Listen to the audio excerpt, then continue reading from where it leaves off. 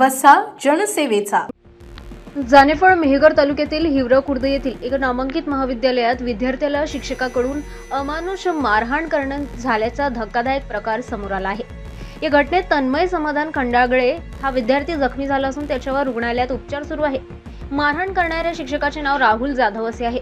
मिळालेल्या माहितीनुसार एका नामांकित विद्यालयात राहुल जाधव हे वर्गात शिक्षणासाठी आले असताना विद्यार्थी तन्मय खंडाळे याने 10 वेळा 0 हा मोबाईल क्रमांक असू शकतो का हा प्रश्न विचारल्यामुळे शिक्षक राहुल जाधव यांचा राग अनावर झाला व त्यांनी सर्व विद्यार्थ्यांसमोर तन्मय खंडागळेला जबर मारहाण केल्याचा आरोप विद्यार्थ्यांच्या आईवडिलांनी माध्यमिक शिक्षणाधिकारी बुलढाणा येथे दिलेल्या तक्रारीत केला आहे। विद्यार्थ्यांच्या पाठीवर आणि चेहऱ्यावर, कानामागे, डोक्यावर जबर मारहाणीचा खून दिसून येत आहे। घटनेनंतर विद्यार्थ्यांचे वडील समाधान रामराव खंडागळे, मारुती पेठ मेहकर यांनी जानेफळ पोलीस ठाण्यात याबाबत तक्रार दिली आहे। पोलिसांनी जानेफळ प्राथमिक आरोग्य केंद्रात सदर विद्यार्थ्यांची वैद्यकीय तपासणी करण्याचा विद्यार्थ्याला पाठवल्याची माहिती त्यांच्या वडिलांना दिली आहे। या घटनेने विद्यार्थी व पालकांमध्ये संतापने वातावरण निर्माण झाले आहे।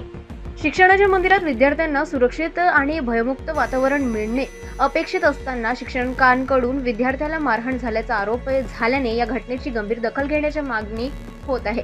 या प्रकरणी जानेफळ पोलीस ठाण्यात गुन्हा दाखल करण्यात आल्याची माहिती आहे। पोलिसांकडून घटनेचा तपास सुरू असून मारहाणीचे नेमके कारण, घटनेची परिस्थिती आणि संबंधित शिक्षकाची भूमिका तपासून स्पष्ट होणार आहे। विद्यार्थ्याला झालेल्या मारहाणीची निष्पक्ष चौकशी करून दोषींवर कायद्यानुसार कठोर कारवाई करण्यात यावी अशी मागणी पालक व नागरिकांकडून करण्यात आली आहे। तसेच शाळेतील विद्यार्थ्यांच्या सुरक्षितेबाबत शाळा प्रशासनाने आवश्यक त्या उपाययोजना कराव्यात अशी अपेक्षाही व्यक्त केली जात आहे। दरम्यान या प्रकरणात पोलीस तपासाकडून आणखी कोणती माहिती समोर येते आणि संबंधित शिक्षकावर कोणती कारवाई केली जाते याकडे पालकांसह परिसरातील नागरिकांचे लक्ष लागले आहे।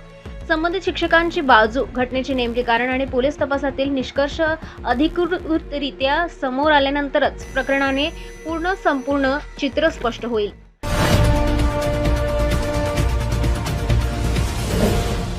सिटी न्यूज वसा जनसेवेचा।